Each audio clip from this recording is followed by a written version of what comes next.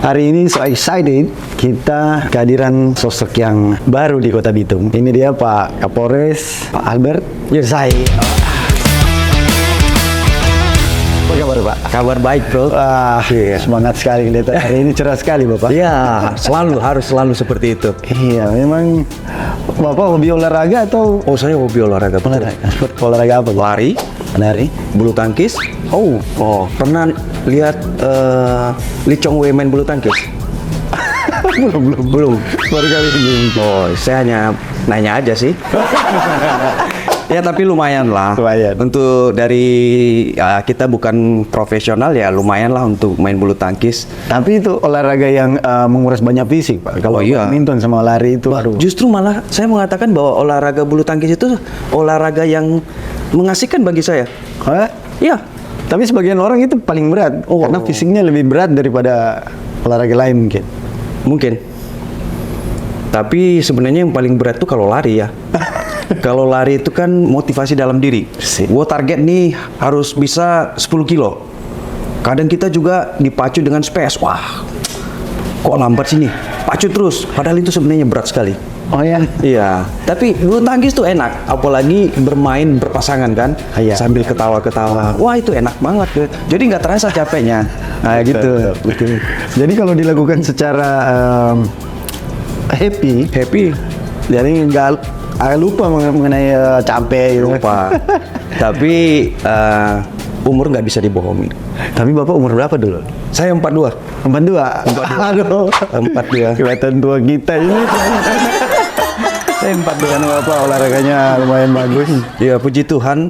Di ulang tahun saya ke-42, saya dapat berkah dari Tuhan, langsung dapat jadi Kapolres. Wih, selamat ya Pak. Aduh, ini harapan anak Kota Bitung mungkin. Puji kepada Tuhan ya. Iya, puji Tuhan sekali. Jadi memang Kota Bitung ini perlu pemimpin mungkin seperti Bapak ini yang hobi olahraga. Apalagi tampangnya memang kalau orang ini Bapak pakai baju biasa mungkin. Ini nggak ketahuan. Oh iya. Undercovernya baik ya. Iya. Mantap undercovernya. Iya. Undercover bagus nih. Bapak ceritakan secara singkat profil Bapak. Iya. Saya ini asli Nias. Jadi dulu di uang 1000 itu ada lompat batu. Iya. Lompat batu Pulau Nias. Disitulah daerah saya. Saya lahir di Nias tahun 1982. Saya SMA sampai SMA di sana, tes Akpol. Puji Tuhan saya sekali tes lulus ya. Kemudian perjalanan dinas saya dapat di NTB, itu kurang lebih 5 tahun. Kemudian saya sekolah lagi, saya dapat di Sumatera Barat. Sumatera Barat itu 10 tahun juga. 10 tahun. Kemudian lanjut pendidikan lagi, saya dapat terakhir jabatan adalah Kasubdit Ekonomi, Dit Intelkam Polda Sulut. Ya. Tapi saya lebih banyak berkecimpung di bagian reserse kriminal. Karena 19 tahun saya dinas, ya mungkin sekitar 15 tahun saya lebih banyak di reserse. Tapi terakhir saya mendapat jabatan di Intel ya bagus juga. Di-combine antara intelijen dengan reserse itu ya mudah-mudahan jadi paket komplit gitu. Itu Bapak ini paket komplit ya sebenarnya. Mudah-mudahan, tapi kan kita manusia kan butuh masih banyak kekurangan toh. Tapi ya nanti seiring waktu kan. Motivasi jadi polisi ini apa dari kecil atau memang ada dari keluarga, dari tua? Betul. Memang motivasi dari kecil ya. Saya punya paman itu, adik mama saya itu Akabri Angkatan Laut tahun 86. Beliau pensiun bintang 1. Jadi dulu itu saya sering melihat foto-foto dia. Taruna itu gagah ya. Gagah. Badannya still gitu kan. Iya. Rapi gitu. Terus ada film Samudra Indonesia dulu. Putra Samudra Indonesia. Itu taruna-taruna. Gagah benar ya. Saya juga pengen seperti itu. Akhirnya ya puji Tuhan ya dengan doa dan usaha Tuhan memberikan saya berkat bisa masuk Akademi Kepolisian. Nah itu.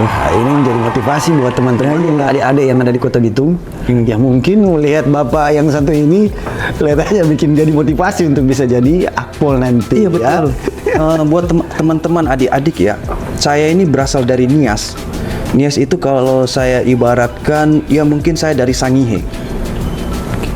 Karena Nias itu pulau. Saya dari kalau saya ibaratkan ya seperti saya dari Pulau Sangihe lah.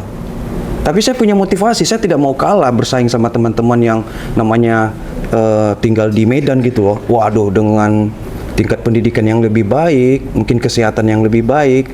Tapi saya punya keyakinan itu semua bisa kalau memang kita berusaha. Tapi berusaha itu harus ditata dari sedini mungkin. Jadi tidak serta-merta saya mau masuk Akpol, waduh saya genjot nih belajarnya sama fisiknya sebulan terakhir atau 6 bulan terakhir. Oh nggak bisa. Itu dari awal untuk mendapatkan ataupun mencapai cita-cita itu. Jadi bangun dulu kecintaan dulu, bangun kecintaan. Dengan kecintaan itu ada motivasi itu yang akan menggerakkan kita. Betul sekali. Untuk mencapai cita-cita itu. Tapi itu merupakan satu profesi tugas. Tidak semua juga harus jadi polisi gitu. Ya banyak profesi-profesi lain juga yang lebih baik dan lebih bagus juga gitu loh. Nah gitu. Nah, di Nias itu ada lompat batu Nias itu, Pak. Bapak pernah ada lompat yang itu? Oh, nggak bisa. Saya nggak bisa, bro. Itu tinggi 2 meter itu. Iya, tinggi saya nggak akan sampai itu. Itu yang lompat itu. Jadi begini, itu tradisi anak-anak muda ya. Tradisi anak-anak muda di kampung saya itu. Jadi anak-anak muda itu kan biasa berkumpul, tunjukkan, wah saya jago nih. Ayo, coba siapa yang bisa loncat di sana. Jadi itu menjadi kebudayaan. Jadi sudah biasa, jadi anak-anak muda itu meloncat, wah nunjukin, wah bisa. Kamu bisa nggak? Itu akhirnya itu menjadi kebudayaan.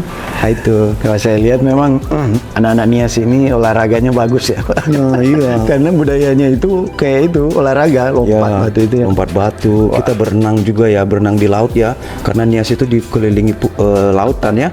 Ya memang tiap hari tuh main bola pinggir pantai, mandi laut ya gitu. Jadi waktu kecil saya tuh malah hitam, saya itu hitam sekali, hitam ceking kurus. Tapi orang sana Cina, Pak. Saya bapak kelihatan Cina. Bukan, kita bukan Cina. Kita orang Indonesia. Di Indonesia biasanya orang. Tapi face-nya orang Nias itu seperti itu. Kalau saya membaca ada beberapa buku, dia mengatakan bahwa nenek moyang kita itu Indo, entah katanya sih ada Indo-Vietnam gitu loh. Karena Vietnam itu kan nelayan ya dulu ya. Tapi bisa jadi juga sih karena dari logat bahasanya banyak menggunakan kemudian face-nya juga agak sipit-sipit, seperti itu. Jadi kalau saya main itu ke tempat-tempat mungkin di mall, kok. Kalau enggak di sini juga kadang saya dikira saya orang Minahasa toh? Orang Minahasa. Iya. Dikira saya orang Minahasa. Saya juga pikir begitu, Pak. Nah, seperti itu. Ternyata orang Nias. Orang Nias. Sumatera Utara. Non jauh di sana. Dan jauh. Oke. Nah, pengalaman pertama bertugas di Kota Bitung, kesannya seperti apa? Ya. Kota Bitung ini ya kota salah satu tingkat mobilitas masyarakat tinggi juga ya. Karena di sini banyak kawasan perindustrian, khusus bagian perikanan ya. Jadi kita setiap hari itu pasti melihat kontainer, truk-truk lewat gitu ya. Ya, saya bilang ya cukup ramai gitu ya. Bitung ini cukup ramai dan masyarakatnya juga padat. Kemudian heterogen.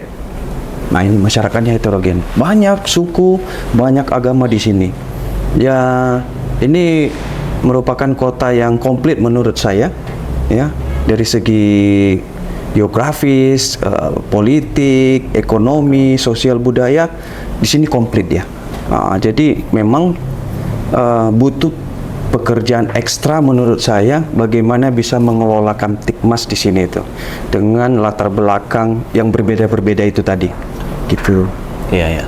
Yang kita tahu kan Kota Bitung ini kriminalnya ya terkenal lah, Pak. Kira-kira ada solusi khusus dari Bapak untuk Kota Bitung ini? Iya, strategi saya pertama adalah pencegahan. Pencegahan itu semacam sosialisasi.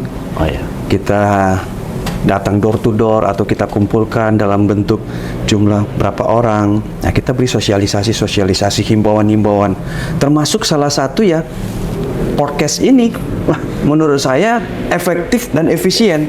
Karena terkadang sekarang, waduh, mau pasang spanduk begitu banyak pun mereka kadang nggak mau lihat itu apa itu. Iya, betul. Tapi setiap hari orang itu makan megang handphone, itu terus matanya. Nah, ini salah satu strategi mungkin melalui podcast atau medsos media sosial ini mungkin yang paling efektif dan efisien yang bisa saya gunakan. Itu tadi di segi pencegahan. Kemudian dari segi penegakan aturan, nah ini juga saya sudah instruksikan kepada rekan kerja saya, apa sih sumber permasalahan itu? Mari kita tertibkan. Pertama masalah penegakan hukum, ataupun adapun kejahatan-kejahatan lain juga saya mengharapkan ini bisa kita kelola dengan baik. Kemudian berikutnya adalah ketertiban. Saya melihat bahwa masyarakat kita ini memang sebagian kurang tertib. Memang ada yang sudah tertib, saya ucapkan terima kasih. Tapi yang belum tertib ini mari kita perbaiki. Seperti halnya penggunaan helm. Waduh, saya lewat itu lalu lalang pasti nggak pakai helm, gitu kan? Nah, saya tanyakan, ini kepala sama helm, kepala sama aspal mana yang lebih kuat? Wah, aspal Pak, ya harus pakai helm dong, ya kan? Nah itu yang kita tertibkan nanti melalui tadi dari pencegahan, penyuluhan, sosialisasi, kemudian nanti setelah itu ya baru kita lakukan penegakan aturan ataupun hukum, gitu. Nah ini butuh kerjasama sebenarnya dari seluruh stakeholder yang ada di sini. Ya harapan kita ke depan saya coba membangun saat ini koordinasi dan berkolaborasi tentunya nanti dalam pelaksanaan tugas. Situasi menjelang pemilu, Pak. Ya, situasi menjelang pemilu. Pertama saya sampaikan dulu, tanggal 1 saya tiba di Polres ini, saya langsung konsolidasi dulu di dalamnya. Dan hari kedua, pertama yang saya temui, saya jumpai adalah rekan-rekan kita dari KPU. Saya cek gimana sih kesiapan logistik dari kita. Apakah logistiknya sudah siap? Pengamanannya bagaimana? Kemudian kapan pendistribusiannya, pergeserannya? Itu yang pertama. Yang kedua, saya koordinasi juga bertemu dengan teman kita dari Bawaslu. Bagaimana penegakan hukum dan aturan terkait pelanggaran ataupun tindak pidana pemilu yang ada di Kota Bitung ini. Nah, sampai saat ini situasi sudah masih aman kondusif. Ada beberapa kegiatan yang sudah kita lakukan. Pertama, kita sudah melakukan simulasi kemarin, simulasi pengamanan TPS. Nah, ini kita latihkan kepada seluruh anggota itu bagaimana dan apa yang harus dilakukan pada saat nanti pergeseran surat suara dari KPU ke PPK hingga ke TPS dan kembali lagi ke PPK dan terakhir adalah ke KPU. Kita sudah latihkan secara item per item kepada mereka sehingga anggota ini siap melakukan pengamanan, ya. Kadang sudah tertulis di dalam buku tapi kalau tidak dipraktekkan, Betul. ya ini akan terjadi bingung mau harus melakukan apa. Nah ini harus kita lihat. Dari segi personil kita siap. 204 personil nanti siap kita geser di tanggal 11 Februari. Oh. Ya, jadi itu ada apel surpas, pergeseran pasukan. Nanti juga kita juga di backup dari Brimo dan Polair. Ini untuk perkuatan power hand-nya Kapolres, ya. Ini kekuatannya Kapolres apabila suatu waktu ada kejadian yang insidentil, ini bisa kita gerakkan. Bisa bergerak dia ke TPS ataupun ke lokasi mana ini juga kita standby-kan. Nah itu. Artinya sudah kita siapkan secara matang ini, tapi satu lagi bahwa kita ini manusia terbatas. Ya kan? Sia-sialah kota kalau bukan Tuhan yang menjaga. Kalau dalam agama saya ya, artinya bahwa kita juga butuh kekuatan dari Tuhan. Makanya nanti pun pada saat pergeseran pasukan, saya minta dari tokoh-tokoh agama yang ada di sini, pada saat pergeseran pasukan, anggota sudah ada semua, kita berdoa agar anggota ini diberikan kekuatan, kesehatan, keselamatan, dan kesuksesan dalam pelaksanaan tugas. Begitu juga situasi Kamtibmas selalu dalam perlindungan Tuhan. Saudara-saudara saya yang ada di Bitung ini, mari tetap kita jaga silaturahmi, kebersamaan, kekompakan. Hindari segala hal permasalahan-permasalahan. Kalaupun memang ada permasalahan yang harus diselesaikan, tolong sampaikan ke kita biar kita coba menyelesaikannya. Pada dasarnya bahwa penyelesaian itu, menyelesaikan pada saat kecil, itu akan lebih gampang dan lebih mudah ketika permasalahan itu sudah pecah. Itu akan membutuhkan kos yang lebih besar, waktu yang lama, tenaga yang terkuras besar. Nah, itu harapan saya, sedini mungkin kita kelola Kamtibmas ini jangan sampai besar, dengan cara masing-masing bisa menjaga diri, menahan diri, ya kan? Apapun hasil pemilu di tanggal 14 Februari itu bukan akhir dari segala-galanya. Ya kan? Itu bukan akhir dari segala-galanya. Nah, kita harus terima dengan lapang dada, karena semua proses itu, tahapan-tahapan itu sudah berjalan sesuai dengan aturan, sesuai dengan seyogianya. Jadi tidak perlu rekan-rekan, teman-teman ataupun saudara-saudara berpikiran negatif. Wah, ini ada kecurangan. Tidak. Kita yakini, kita pastikan kita akan mengawal pemilu ini agar berjalan dengan aman, tertib, dan lancar. Seperti itu. Saya apresiasi. Saya bilang tadi bahwa salah satu cara untuk menyampaikan pesan-pesan, mau itu pesan Kamtibmas atau pesan-pesan lain, salah satu lewat podcast. Karena semua masyarakat ini matanya itu tertuju di handphone. Nah, ini salah satu podcast ini saya ucapkan terima kasih rekan-rekan mau datang ke sini ke tempat saya, kita berbincang-bincang sambil ngopi-ngopi, tapi besok tetap datang lagi. Siap. Jangan hanya pada saat ini saja kan. Udah siap diundang loh, Pak. Iya, bukan hanya kita harus pada saat podcast, tapi ya kita tetap jalin silaturahmi. Itu bagi saya. Nah, saya berterima kasih nih. Nah, ini kreatif-kreatif anak muda sekarang ini, salah satu podcast ini yang harus kita kembangkan. Kita manfaatkan juga, sudah berkembang dia, kita manfaatkan. Nah, harapan saya dan doa saya, Berita Bitung TV menjadi salah satu podcast yang memberikan berita yang benar dan tercepat bagi seluruh masyarakat Kota Bitung. Amin. Amin. Terima kasih Pak untuk waktunya. Wah, luar biasa. Oke, nanti kita ketemu lagi dengan Bapak di sesi yang lain. Oke, Berita Bitung TV, orang berita. Terima kasih Pak.